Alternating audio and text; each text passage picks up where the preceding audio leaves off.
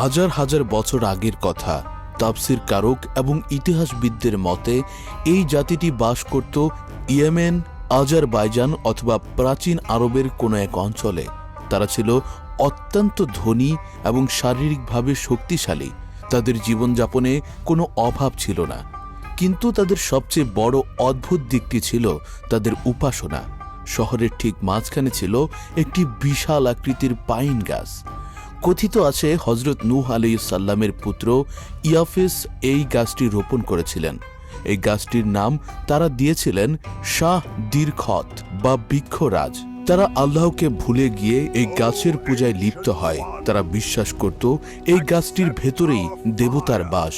গাছের ঠিক গোড়ায় ছিল একটি বিশাল এবং গভীর কুয়া, যাকে আরবিতে বলা হয় রাস। এই কুয়ার পানি দিয়ে তারা গাছটিকে সেচ দিত, কিন্তু নিজেরা এক ফোঁটা পানিও পান করত না।